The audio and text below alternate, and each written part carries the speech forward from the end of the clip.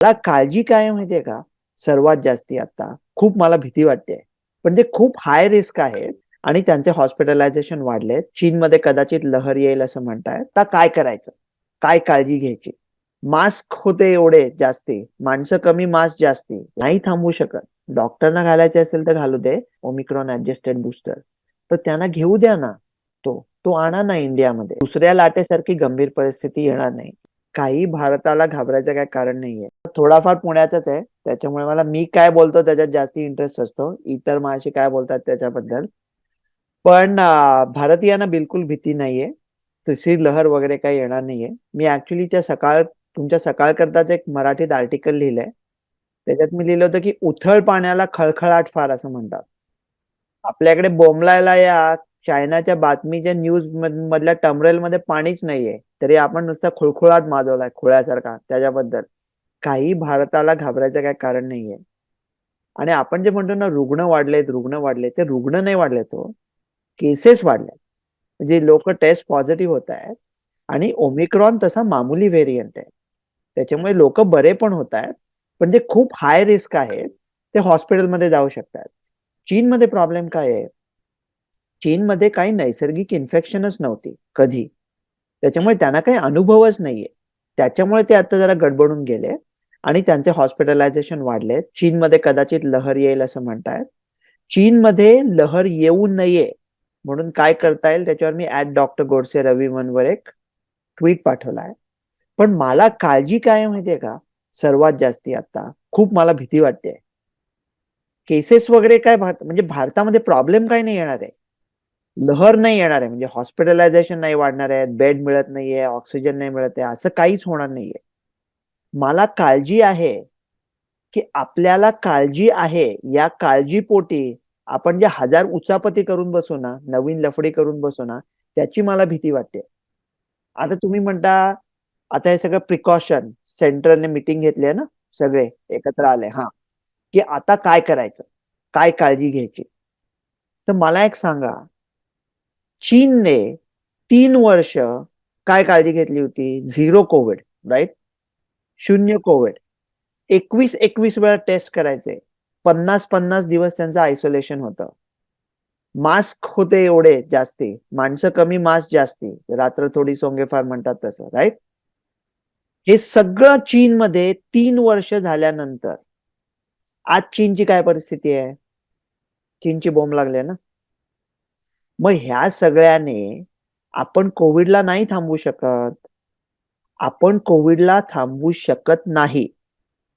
हा प्रकाश जेव्हा या सगळ्या लोकांच्या डोक्यात पडेल तेव्हा सगळं एकदम सूर्य उगवेल. सूर्य पूर्वेला उगवेल व्यवस्थित. आपण कोविडला थांबवू शकत नाही आणि कोविड सध्या आपल्याला थांबवू शकत नाहीये भारतीयांना. चायनीज लोकांना थांबवेल कदाचित. आपल्याला का नाही थांबवू शकत? कारण आपल्या बऱ्याच जणांचे 2 डोस झालेत व्हॅक्सिनचे आणि बहुतेक सगळ्यांना ओमिक्रॉन झाला. त्याच्यामुळे आपल्याकडे दुहेरी चिलखत आहे. त्याच्यामुळे हॉस्पिटलमध्ये जाऊ नये. जो ओमिक्रॉन मामूली आहे ऑलरेडी, त्याच्यामुळे हॉस्पिटलमध्ये जाऊ नये याच्या विरुद्ध आपलं जवळ-जवळ 90% संरक्षण आहे. त्याच्यामुळे आपण हॉस्पिटलमध्ये पोहोचणार नाही. मग आता तुम्ही मला एक सांगा, मागच्या वर्षी जुलै 1, 2021 ला पॅन्डेमिक संपलं. असं मी सांगितलं होतं मोठ्या आत्मविश्वासाने. आणि ते संपलं होतं. आणि मग लोक म्हणाले मग काय ओमिक्रॉनचे काय केसेस आले, लहर आली, लाखो केसेस आले. पण मला एक सांगा तुम्ही, समजा आपण त्या ओमिक्रॉनच्या बातमीकडे पूर्ण दुर्लक्ष केलं असतं, काय झालं असतं? किती लोक हॉस्पिटलमध्ये पोहोचले डिसेंबर 2021 मध्ये ओमिक्रॉनमुळे? काहीच नाही, राईट? लहर आली का? ऑक्सिजन कमी पडला का? मग हा ओमिक्रॉन ओमिक्रॉन ओमिक्रॉन ढोल बडवून एकमेकांच्या नाकात नळ्या घालून प्रेमाने ओमिक्रॉन काढून आपण काय मिळवलं? काहीच नाही ना. आता मी काय म्हणतोय, कोविडला थांबवता येणं शक्य नाही. हे जे व्हेरियंट्स आहेत त्याचं. आणि थांबवायची काही गरजच पण नाहीये. तो एंडेमिक झालाय आता. त्याला नाही थांबवू शकत. आता आर व्हॅल्यू काय काय चायनामध्ये जो आहे BF7 त्याची आर व्हॅल्यू 18 आहे असं म्हणतात. एका माणसाला झाला तर 18 न होईल. पण ही आर व्हॅल्यू तुमच्या पॉप्युलेशनवर पण डिपेंडंट असते ना. गब्बर सिंग जर का एखादा नृत्यगृहात गेला तर तिथे त्याला कोण अडवणार आहे? पण पैलवानांच्या ह्याच्यात गेला कुठे आखाड्यात तर लोक त्याच्याशी लढतील ना. त्याच्यामुळे ज्या लोकांची इम्युनिटी चांगली आहे त्यांची आर व्हॅल्यू कमी असेल. पण मी काय म्हणतोय, पहिल्यांदा कबूल करायचं की आपल्याला याला थांबवता नाही येणार. मास्क बिसचा आता काही उपयोग नाही माझ्या मते. नाही थांबवू शकत. डॉक्टरना घालायचे असेल तर घालू दे. जे लोक हाय रिस्क आहेत त्यांना घालू दे. जे लोक हाय रिस्क आहेत, हाय रिस्क म्हणजे कोण? की ज्यांचं वय 65च्या वर आहे समजा, ज्यांना high blood pressure, diabetes, cancer असे काही रोग आहेत आणि जे ओमिक्रॉनमुळे सिरियसली आजारी होऊन हॉस्पिटलमध्ये जाऊ शकतात, अशा लोकांना वाचवायचंय. त्या लोकांना आपण वाचवलं की लढाई जिंकली. म्हणून आता हे बाकी निर्बंध आणायचे नाहीत, लॉकडाऊन करायचं नाही, सगळं चालू ठेवायचं आणि हे जे हाय रिस्कचे लोकं आहेत, त्यांना वाचवायचं. आता त्यांना कसं वाचवता येईल? त्यांना वाचवता येईल अशी काही औषधं आहेत, ती देऊन आपण त्यांना हॉस्पिटलच्या बाहेर ठेवू शकतो. आता आपण म्हणतो ना कोव्हिड अप्रोप्रिएट बिहेवियर. ते शब्द ऐकलेच ना, की माझी सटकते खरंच. काय त्या शब्दाचा अर्थ काय आहे? COVID appropriate behaviour. अरे 3 वर्ष ट्राय केलत ना. 3 वर्ष ट्राय करून काय लागला हातात तुम्हाला? और तो क्या मिला मुझे मेरी मेहनत का सिला, चंद सिक्के मेरे है छालों की तरह. काय मिळालं आपल्याला?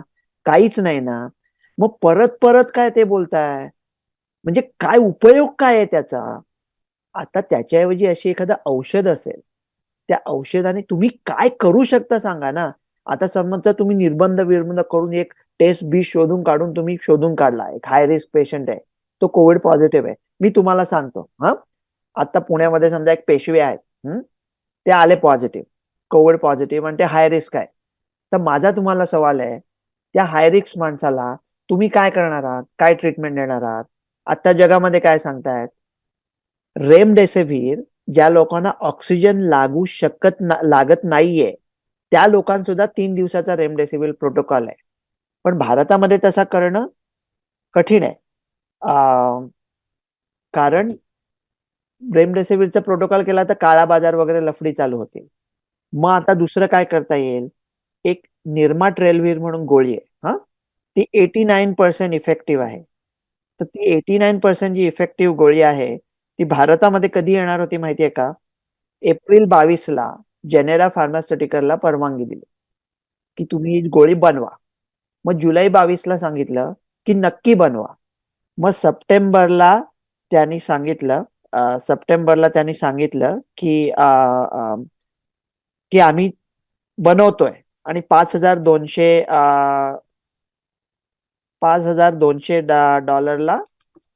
डॉलरला नाही रुपयाला विकणार. आता मी परवा पुण्यामध्ये फोन केला, मोठ्या-मोठ्या हॉस्पिटलच्या फार्मसीला. काय माहितीच नाही कोणाला. अ, नाव पण नाही ऐकलेलं. आता मी काय म्हणतो 89% इफेक्टिव्ह गोळी आहे ना, तर मग ती आणली का नाही अजून? हे कोव्हिड इनअप्रोप्रिएट बिहेवियर नाहीये का? ही गोळी न आणणं. आता एक दुसरी गोळी आली झोकोवा म्हणून, एन्सेट्रेलव्हिर जपानची. नोव्हेंबर 22ला परवानगी दिली. सेफ वाटते. त्याला हाय रिस्क आज परमिशन देऊन टाका ना. म्हणजे ती आपल्या हातात येईल. ओमिक्रॉन ॲडजस्टेड बायव्हॅलंट बूस्टर आहे. ते आलं का? नाही. आपली इंडियाची mRNA व्हॅक्सिन येणार होती डिसेंबर 15, 2021ला. ती आली का? नाही. बायव्हॅलंट बूस्टर नाही, निर्माट्रेलव्हिर नाही, एव्ह्यूशेल्ड नाही, एन्सेट्रेलव्हिर नाही, या गोष्टी नाही आणि लोकं बेजबाबदार. याला काय अर्थ आहे? लोकांनी मास्क घातले पोलिसांच्या भीतीने. काही फरक पडत नाही आता मास्कने, नाही थांबवता येणार याला. हा खूपच संसर्गजन्य आहे. मास्क घातल्यामुळे तुम्हाला उगाचच खोट्या सुरक्षिततेची भावना येते. आणि ₹500 दंड करत होते ना, मास्क नाही घातला तर. मी काय सांग आता हिंदी शोवर होतो. काय सांगतोय, हे बघा, गव्हर्नमेंट काय सांगते ते ऐका. ओके? म्हणजे तुमच्या लोकल यांचं पालन करा. पण माझी काय आयडिया होती, खिशात एक पावती पुस्तक ठेवायचं. ज्या लोकांनी मास्क नीट घालून, ज्यांना कोरोना झाला, त्यांनी सरकारला ₹500 दंड करायचा. दिसला कोणी सरकारचा अधिकारी की फाडली पावती. अरे मी मास्क घातला होता तरी मला कोविड झाला. काढा ₹500 द्यायची पावती. टिळा वगैरे लावून. असं काहीतरी वेगळं करा, त्याच्यात काहीतरी चैतन्य आणा. कारण म्हणजे त्या लोकांना नैसर्गिक जी व्हॅक्सिनमुळे तुम्हाला जे प्रोटेक्शन मिळतं ना, ते तुम्हाला सीरियस डिसीज पासून वाचवतं. नैसर्गिक डिसीज पासून तुम्हाला जे प्रोटेक्शन मिळतं ते तुम्हाला सिरियस डिसीज पासून सुद्धा वाचवतं. सो व्हॅक्सिनचं प्रोटेक्शन आणि नैसर्गिक डिसीज झाला होता याचं प्रोटेक्शन, ह्यांचं जे दुहेरी कडी तयार होते, त्याच्यामुळे भारत ही जगातली सर्वात मजबूत परिस्थिती आहे आता. जेव्हा ओमिक्रॉन आला होता ना, आणि सगळे लोकांचं अक्षरशः भरतनाट्य झालं होतं, ओमिक्रॉन ओमिक्रॉन, बरोबर 1 वर्ष झालं. डिसेंबर 21, आता इंडियात 22 झाला डिसेंबर. डिसेंबर 21ला मी नॅशनल टीव्हीवर, ND टीव्हीवर मोठ्या आत्मविश्वासाने सांगितलं होतं की ओमिक्रॉन हे भारताकरता वरदान ठरेल आणि बूस्टर सारखं काम करून जाईल, सगळ्या लोकांना माइल्ड होऊन जाईल, कोणी हॉस्पिटलमध्ये पोहोचणार नाहीत आणि त्यांना नैसर्गिक इम्युनिटी मिळेल. आणि तसंच्या तसं झालं. हे ओमिक्रॉनचे हे जे आहेत ते माइल्ड आहेत. चायनामधून जरी व्हायरस आला ना, कुठला नवीन बदलून आला ना, तरी तो जो बदलून आलेला व्हायरस आहे त्याला जसं आपल्याशी झुंजायचंय तसं ओमिक्रॉनशीही झुंजायचंय. आणि ओमिक्रॉनशी झुंजणं कठीण आहे. त्याच्यामुळे असा नवीन खतरनाक व्हेरियंट येईल असं वाटत नाहीये आता. आणि वाटत नाहीये काय, येणारच नाही. मी म्हणतो वाटत नाही. अहो, हे जे ओमिक्रॉन आहे ना,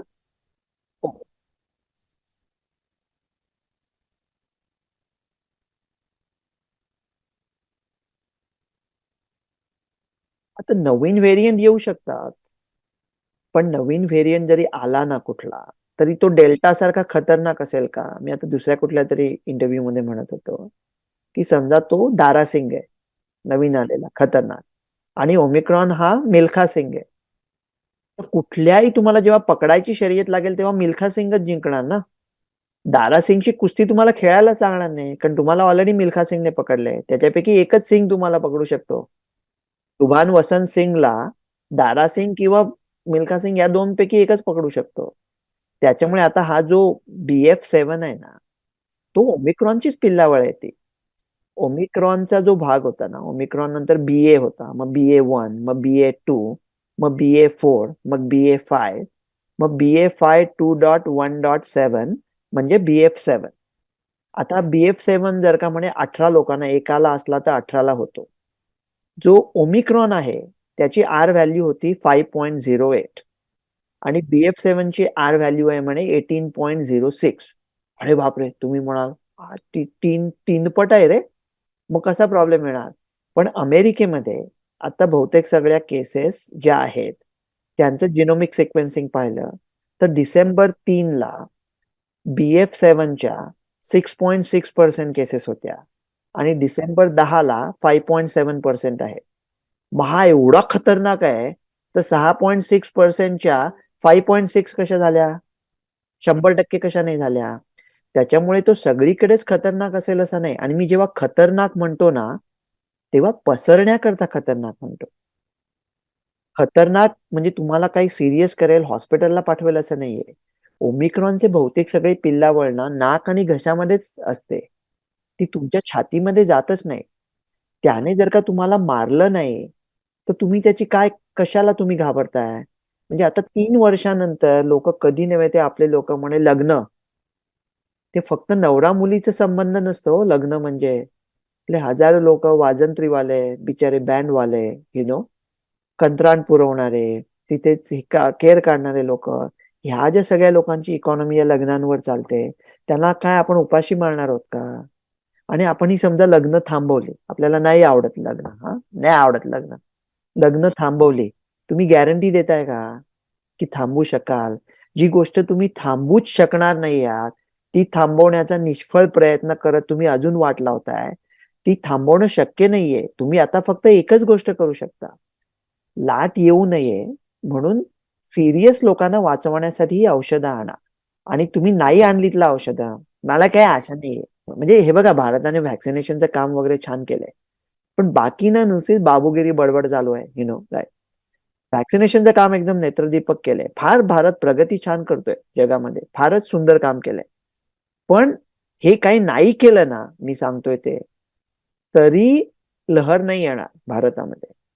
आणि दुसरं असं कसं आहे की असं उर्मटपणे मी कसं बोलू की मी सांगतोय म्हणून ऐका. पण अरे तुम्ही 2020 पासून, फेब्रुवारी पासून काय सांगत होतो ते बघितलं 6 महिन्यानंतर, सगळं तसंच्या तसं सांगत होतो. आताच कोणीतरी म्हटलं, एक पटकन 1 मिनिट आहे का आपल्याला बोलायला त्याच्याबद्दल? कुठेतरी म्हटलं हा, की मला जाणवलं की मी सांगितलं होतं दुसरी लहर येणार नाही असं लोक म्हणतायत आणि ते चुकलं साफ आणि आपलं फार नुकसान झालं. मी म्हटलं होतं तिसरी लहर कुठल्या परिस्थितीत येणार नाही. तुम्ही काय करा किंवा करू नका. मी म्हटलं होतं दुसरी लहर येणार नाही जर 16 जानेवारीला आपलं 16% व्हॅक्सिनेशन झालं असेल, तर दुसरी लहर येणार नाही. ज्या दिवशी भारताचं 16% व्हॅक्सिनेशन झालं होतं, त्या दिवसापासून तुम्ही आलेख बघा याचा. ते पॅन्डेमिकचं एंडेमिक झालं. आपल्याला घाबरायचं काही कारण नाहीये. आता याच्याबद्दल बोलायचं पण काही कारण नाहीये. पहिली लाट गंभीर नव्हतीच. दुसऱ्या लाटेसारखी गंभीर परिस्थिती येणार नाही लसीकरणामुळे. लसीकरणामुळे ज्या लोकांनी 2 डोस घेतले त्यांना ओमिक्रॉनमुळे हॉस्पिटलमध्ये जायचं प्रमाण जवळ-जवळ 60-70% कमी आहे. ज्यांनी 3 डोस घेतले त्यांनी 81% कमी आहे. आणि त्याच्या डोक्यावर बोंबलायला आपल्याला बहुतेक सगळ्यांना ओमिक्रॉन झालाय. त्याच्यामुळे जवळ-जवळ 90-95% कमी आहे. पण आता हे जे बायव्हॅलंट बूस्टर आहे ना, म्हणजे ओमिक्रॉन ॲडजस्टेड बूस्टर आहे. BA.4-5चं बूस्टर. त्या ज्या लोकांनी व्हॅक्सिन घेतली नाहीये, त्यांच्या मानाने बायव्हॅलंट बूस्टर 86% जास्त इफेक्टिव्ह आहे, हॉस्पिटलमध्ये जाऊ नये म्हणून. आणि ज्या लोकांनी 2 किंवा 3 टिके घेतलेत रेग्युलर व्हॅक्सिनचे, त्याच्या मानाने जवळ-जवळ 73% आहे. तर मी काय म्हणतो, काही-काही लोकांना खूप हौस आहे ना आता व्हॅक्सिन घ्यायची. त्यांना अगदी पटलंय व्हॅक्सिन घ्यायला पाहिजे. त्या लोकांना जर का बायव्हॅलंट बूस्टर घ्यायचा असेल, ओमिक्रॉन ॲडजस्टेड बूस्टर, तर त्यांना घेऊ द्या ना तो. तो आणा ना इंडियामध्ये. आता कोविशिल्ड, कोव्हॅक्सिन त्याचे जे डोसेस होते ते ऍडजस्ट करा ना ह्याच्याकरता, ओमिक्रॉन करता आणि जगाला विका ना सगळ्या. जगावर राज्य करा ना. सगळ्यातले सर्वात सर्व हुशार लोक कुठे असतात? भारतामध्ये, उरलेले पुण्यामध्ये, राईट?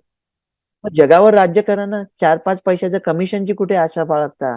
गुगलला विकत घ्या, गुगलचं नाव गुगल ठेवा. शून्य. लॉकडाऊन शून्य. हॉस्पिटलमध्ये आम्ही मास्क घालतो, बाकी काही नाही. जे कोविड पेशंट आले त्यांना खणखणीत पॅक्सलोविड देतो, रेमडेसिवीर देतो. सगळं छान चाललंय आणि आम्ही आता याच्याबरोबर जगतोय, सुखाने जगतोय. माझ्या मते हे निर्बंध, लॉकडाऊन हे आणणं सोडा. त्याच्याबद्दल बोलणं पण मूर्खपणा आहे आणि हे माझा लहान तोंडी मोठा घास असेल, पण हे माझं प्रांजळ मत आहे आणि मी बरोबरच आहे.